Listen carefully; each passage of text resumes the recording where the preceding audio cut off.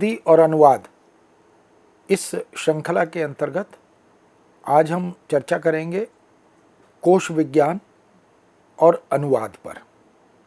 हम जानते हैं कि कोश लेखन या उसकी निर्मिति यह भी एक तकनीकी कार्य है। कोश लेखन सामान्य व्यक्तियों का काम नहीं होता। कोश का जब निर्माण करना होता है तो प्रयोजन के आधार पर कोश किस प्रकार का, किस आकार का और किस अपेक्षा की पूर्ति का होना चाहिए, वह एक भाषी, द्विभाषी, त्रिभाषी या बहुभाषी भी हो सकता है। उस कोश की उपादेयता से उपकृत होने वाला वर्ग कौन सा है। विद्यार्थियों के लिए तो उसमें भी किस प्रकार के विद्यार्थी, वो प्राथमिक शिक्षा, माध्यमिक शिक्षा, उच्च शिक्षा या उच्चतर शिक्षा के हैं, वो तकनीकी शिक्षा के हैं, वो अन्य अनेक प्रकार के अनुशासन, जैसे विधि के क्षेत्र में यदि कोई कार्य कर रहा है तो उसे विधि की शब्दावली की शरण में जाना पड़ेगा। तो कोश जहां शब्द और अर्थ होते हैं, शब्दों के अनेकार्थ, संदर्भ सापेक्ष अर्थ दिए होते हैं, या कोशों में कभी कभी अर्थ के साथ साथ प्रयोग भी दिए होते हैं, ठीक उसके समानांतर शब्दावली भी होती है। शब्दावली अवधारणात्मक होती है, पारिभाषिक होती है। उसका एक प्रतिशब्द से अर्थ स्पष्ट नहीं होता। शब्दावली को सामान्यतः निर्विकल्प माना गया है। उसके लिए जो निर्धारित समतुल्य होता है उसका कोई दूसरा विकल्प नहीं होता। इसलिए सामान्यतः अंग्रेजी से हिंदी या हिंदी से अंग्रेजी, हिंदी से भारतीय भाषा या भारतीय भाषा से हिंदी, और इसी प्रकार विश्व की अनेक भाषाओं से जब हम समतुल्य, सममूल्य, अवधारणात्मक शब्दों का निर्धारण करते हैं, उनका निर्माण करते हैं, तो इस बात का ध्यान रखा जाता है कि वह निर्विकल्प हो, संदर्भ सापेक्ष हो और अतिक्रमण वाला ना हो। तो इस तरह अनेक प्रकार के कोश, जिसमें भाषा कोश, भाषेतर कोश, रचना कोश, साहित्यकार कोश, अनुवादक कोश, इतिहासकार कोश, दर्शन के क्षेत्र में, संस्कृति के क्षेत्र में भारतीय मूल्य कोश, ऐसे बहुत सारे कोश हैं और कोशों का संसार है। तो कोश हो या शब्दावली हो या थिसॉरस हो और विश्वकोश हो, ऐसी बहुत सी सहायक सामग्री अनुवादकों के लिए वरदान बनती है। भाषा अर्जन करने वाले, भाषा सीखने वाले विद्यार्थी, शिक्षार्थी या शिक्षक तो इससे लाभान्वित और उपकृत होते ही हैं। भाषा के प्रयोक्ता, भाषा के अनुप्रयोग करने वाले विशेषज्ञ, राजभाषा के क्षेत्र में या तमाम तरह के अनुशासनों में कार्यरत विशेषज्ञ या भाषा सेवियों के लिए इन कोशों और शब्दावलियों की उपादेयता असंदिग्ध होती है। हम जानते हैं कि हमारा ज्ञान परंपरा का एक सुदीर्घ सशक्त इतिहास है। ऐसी विश्व की अद्यतन अधुनातन जानकारियों को यदि हम अपनी भारतीय भाषाओं में अनूदित रूप में या मौलिक रूप में लाना चाहते हैं तो बहुत सी शब्द संपदा, बहुत सी शाब्दिक अवधारणाएं इस प्रकार की होती हैं जिनको अनुवाद के माध्यम से हम अपनी भाषा में समतुल्य शब्दों के रूप में सुनिश्चित करते हैं, निर्धारित करते हैं, उनकी संरचना का निर्माण करते हैं, उपसर्ग, प्रत्यय, धातु आदि से उसी तरह के शब्दों की निर्मिति करते हैं। इसीलिए शासन प्रशासन में, बैंक में, बीमा में, वित्त में, वाणिज्य में, ज्ञान में, विज्ञान में, तकनीक में, उद्योग में, प्रौद्योगिकी में, सभी में जब हम शब्दावली पर विचार करते हैं तो वो हिंदी में निर्धारित मानक समतुल्य अवधारणात्मक शब्द अंग्रेजी की शब्द संपदा को या शब्दावली को दृष्टिगत करते हुए ही निर्मित किए जाते हैं।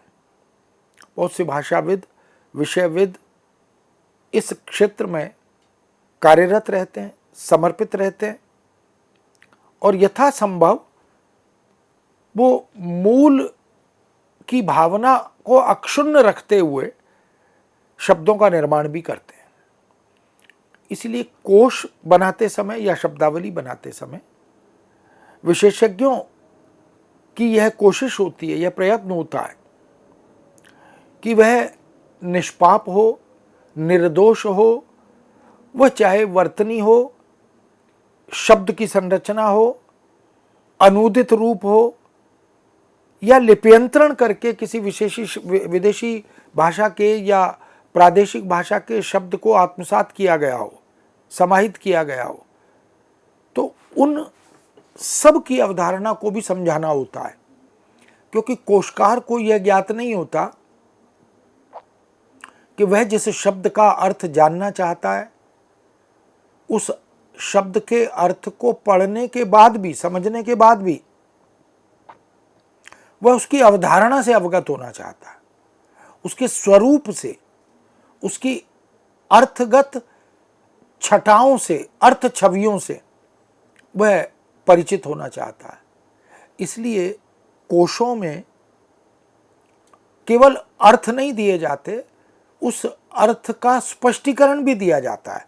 सभी कोशों में अनिवार्य नहीं होता, लेकिन कुछ कोशकार कोश बनाते समय जब किसी शब्द विशेष के अर्थ को वहाँ उल्लिखित करते हैं और लगता है कि ये प्राचीन है, पारंपरिक है, ऐतिहासिक है, इस शब्द की व्यंजना वर्तमान समय के युग के पाठकों को स्पष्ट नहीं है, तो वह उसके अर्थ का बोध कराने के लिए उसका प्रयोगगत स्वरूप क्या होता है, उसके प्रयोग का आशय क्या बनता है, इनको भी स्पष्ट करता है। जैसे उदाहरण के तौर पर हम देखें कि एक शब्द है हौदा।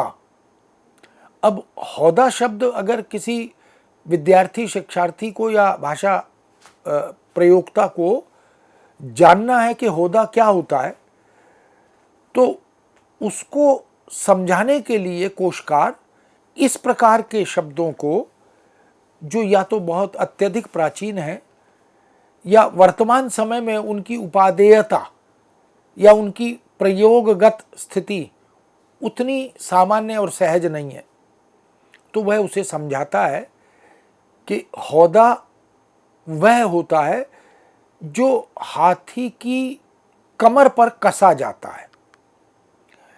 अब इस तरह से कुछ कोशकार तो उसको चित्र से भी स्पष्ट करते हैं। बच्चों के लिए विशेष रूप से विद्यालयी शिक्षा के जो विद्यार्थी हैं, जो प्राथमिक और माध्यमिक शिक्षा में हैं, तो उनको इस तरह के शब्दों के चित्र बनाकर भी अवगत कराया जाता है। और जो उस भाषा से इतर भाषा भाषी हैं, मान लो हिंदी की बात करें तो हिंदी इतर भाषा भाषी भारतीय या हिंदी इतर भाषा भाषी विदेशी, उनको यदि स्पष्ट नहीं होता तो फिर वह उसके चित्र से उसे स्पष्ट करने का प्रयत्न करता है। विशेष रूप से कोशों में, क्योंकि बाल सुलभ कोश जो हैं, विद्यालयी शिक्षा के लिए सुलभ कोश जो हैं, वो इस तरह के, या भाषा शिक्षण के लिए जो कोश तैयार किए जाते हैं, अगर हम कहें कि स्वयं हिंदी सीखिए, ये कोश बनाना है, तो शब्द और अर्थ, अनेकार्थ, पर्याय, ये सब तो दे ही रहे हैं, लेकिन कुछ शब्द ऐसे भी हैं जिनके चित्र के बिना उसे स्पष्ट नहीं किया जा सकता। वो खाद्य पदार्थ भी हो सकते हैं, भोज्य पदार्थ भी हो सकते हैं, सांस्कृतिक वस्तुएं भी हो सकती हैं। अब अगर किसी को जनेऊ क्या होता है या मंगलसूत्र क्या होता है ये समझाना है, तो कोशकार सामान्यतः उसको परिभाषित कर देता है, उसका अर्थ स्पष्ट कर देता है और अधिक सुविधा के लिए उसका एक छोटा सा चित्र भी साथ में लगा देता है। तो इस तरह से कोशों में कुछ ऐसे शब्द जरूर होते हैं जिनके ठीक अर्थ को पर्याय से, व्याख्या आदि से हम पूर्णतः व्यक्त नहीं कर पाते, क्योंकि अगर स्पष्ट कर भी दिया तो भी पाठक के मन में या कोश के उपयोग करने वाले, भाषा अर्जन करने वाले व्यक्ति के मन में एक जिज्ञासा बनी रहती है कि यह तो ठीक है कि ये मंगलसूत्र होता है, यह जनेऊ होता है, यह सिंदूर होता है, लेकिन उसको यह ज्ञात नहीं है कि इसका उपयोग क्या होता है, कैसे होता है, या इसका आकार, इसका रूप, इसका स्वरूप क्या है। तो उसके अर्थ को, उसके भाषिक परिवेश या संदर्भ को भी कोशकार स्पष्ट करता है। जैसे गंदला शब्द है, अब गंदला अगर पानी के रूप में प्रयुक्त हुआ है तो फिर गंदला के आगे पानी शब्द का प्रयोग भी कोष्ठक में इसलिए कर देते हैं कि गंदला पानी भी होता है, और अगर बनेला शब्द का प्रयोग हुआ है तो उसको ब्रैकेट में आगे फिर उसके जीव से या जंतु से, जैसे सुअर के लिए उसका प्रयोग होता है। तो ऐसे द्विभाषी कोश में सह प्रयोग अर्थ को स्पष्ट करने में अत्यधिक सहायक हो जाते हैं। अब बासी शब्द है, लोक में, प्राचीन भारतीय संस्कृति में, ग्रामीण संस्कृति में इसका बासी खाना जैसे होता है, बासी पानी जैसे होता है, बासी सब्जी हो सकती है, और बासी खबर भी हो सकती है, समाचार भी हो सकता है। अगर 4 दिन, 3 दिन, 5 दिन पुरानी कोई जानकारी है, सूचना है, और वो जो हम 5 दिन पहले पढ़ चुके हैं, सुन चुके हैं, देख चुके हैं, उसको अगर अब हम देखते पढ़ते हैं तो हम कहते हैं कि ये पुरानी या बासी खबर है। तो पुराने के रूप में उसका प्रयोग होता है। ऐसी खाना अगर 2 दिन पुराना हो या 1 रात पुराना हो तो वो बासी खाना हो जाता है। पानी भी अगर बहुत पुराना हो जाए तो उस पर भी इसका प्रयोग किया जाता है। तो इन सब बातों को ध्यान में रखकर हम देख सकते हैं कि हर भाषिक इकाई के अर्थ के प्रयोग की सीमा, उसका संकेत भी कोश में होता है, होना चाहिए, और ये निर्भर करता है अपेक्षा पर कि कोशकार किस मंतव्य को ध्यान में रखकर कोश का निर्माण करता है।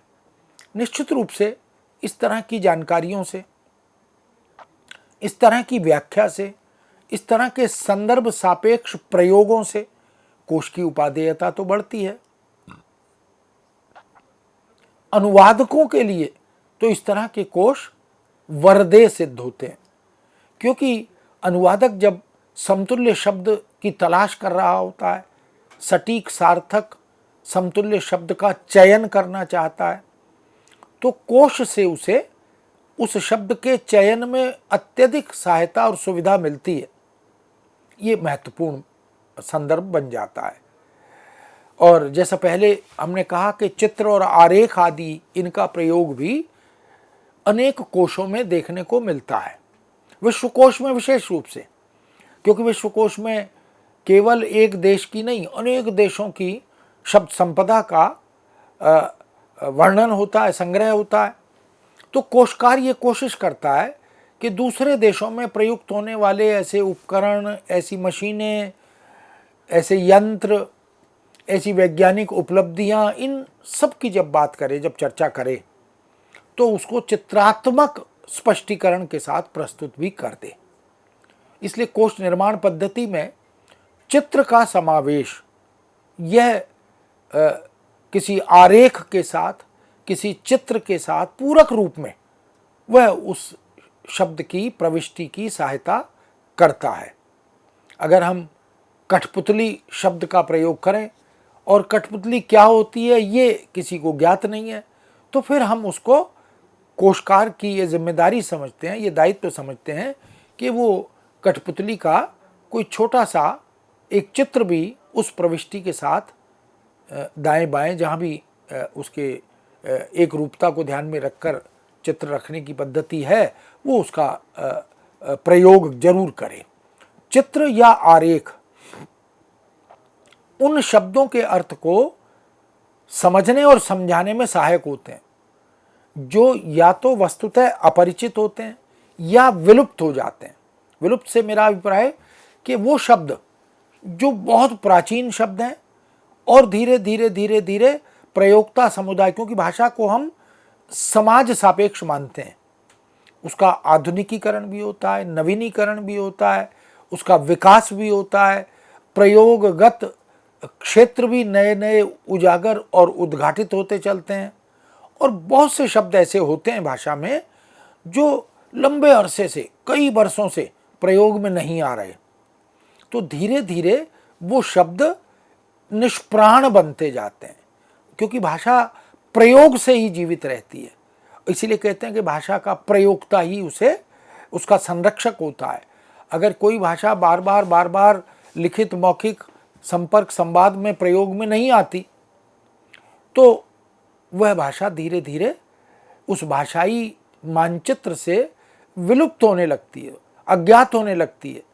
इसलिए कोशिश यह होती है कि चित्र या आरेख से इस प्रकार के शब्दों को या शाब्दिक अवधारणा को, उनकी अर्थवत्ता और अर्थछटा को पाठकों के सामने स्पष्ट किया जाए, उनकी समझ के लिए इनको चित्रित किया जाए, अंकित किया जाए।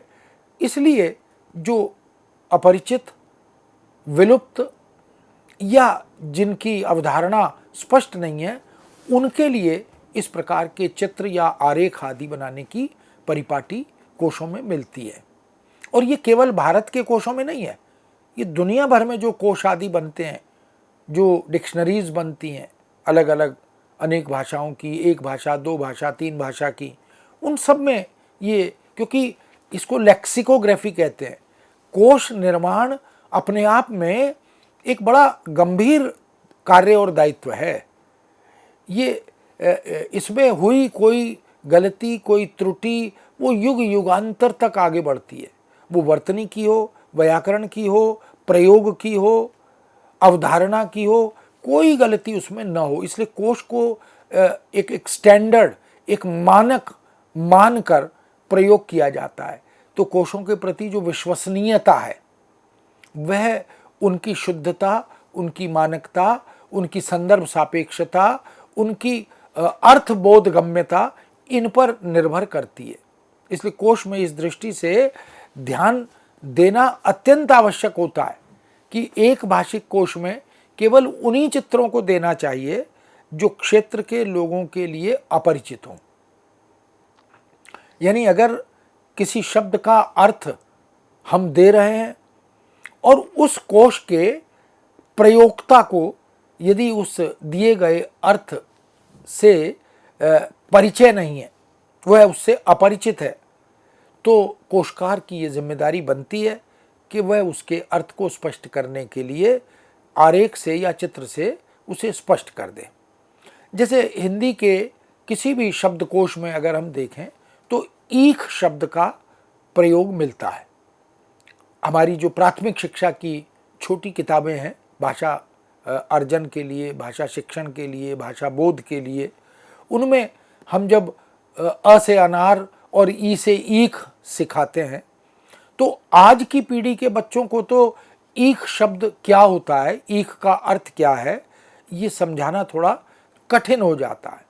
अब तो शुगर केन जानते हैं लेकिन ईख नहीं जानते। अब गन्ना बहुत जगह जानते हैं लेकिन बहुत जगह नहीं जानते। इसलिए इस शब्द से, इसके अर्थ से यदि परिचित कराना है तो ईख की चित्रात्मक अभिव्यक्ति भी कोश में आवश्यक हो जाती है। बहुत से ऐसे खान पान के, समाज और संस्कृति के, पर्व और उत्सव के, रीति रिवाजों के अभिव्यक्ति के शब्द हैं उनको, क्योंकि धीरे धीरे धीरे धीरे जैसे जैसे समाज में आधुनिकीकरण बढ़ा, पाश्चात्यकरण बढ़ा, औद्योगिकरण बढ़ा, तो फिर जो हमारी पारंपरिक वस्तुएं, पदार्थ आदि हैं, वो नई पीढ़ी के बच्चों में अब उनकी समझ, उनका बोध उतना नहीं रह गया। तो भाषा और कोशकार की ये जिम्मेदारी होती है कि हम अपने इतिहास को, अपनी परंपरा को, अपनी संस्कृति को, अपने मूल्य बोध को भी बचाकर रखें, और कोश उसमें बड़ी महत्वपूर्ण भूमिका निभाते हैं। इसलिए द्विभाषिक कोश में स्रोत भाषा के ऐसे शब्दों से संकेतित वस्तुओं, जीवों आदि के चित्र भी देने होते हैं, दिए जाने चाहिए। मान लो कुछ जीव, कुछ पशु, कुछ पक्षी भारत में है, दूसरे देशों में नहीं है। अब अगर अंग्रेजी में हम कोश बना रहे हैं, हिंदी से अंग्रेजी या हिंदी से फ्रेंच या हिंदी से जर्मन, तो उन देशों के इस कोश के प्रयोक्ताओं को हमें स्पष्ट करने के लिए, बोधगम्यता से जोड़ने के लिए उनका चित्र देना होता है। जिनसे लक्ष्य भाषा भाषी अपरिचित हों, उनको परिचित कराना इसी से संभव हो पाता है। जैसे हिंदी जर्मन कोश में जनेऊ, खड़ाऊ आदि के चित्र अर्थ को समझने में सहायक होते हैं। वहाँ परिभाषा से स्पष्ट भी किया जाता है कि जनेऊ क्या होता है, जनेऊ धारण क्यों होता है, उसकी प्रयोजनीयता क्या है, और जनेऊ के धारण करने के मुख्य रूप से सांस्कृतिक कारण क्या है, किसको जनेऊ पहनाया जाता है, क्यों पहनाया जाता है, कब पहनाया जाता है, ये सब चीज़ें भी स्पष्ट होती हैं। लेकिन जनेऊ धारण कैसे करते हैं, इसका भी चित्र अगर हम साथ में देते हैं तो निश्चित रूप से वो उनके लिए बोधगम्य हो जाता है। ऐसी खड़ाऊ जो पाँव में पहनी जाती है, उसको लेकर के भी तो बहुत सारे चित्रों से अर्थबोध तक पहुंचने में सहायता मिलती है।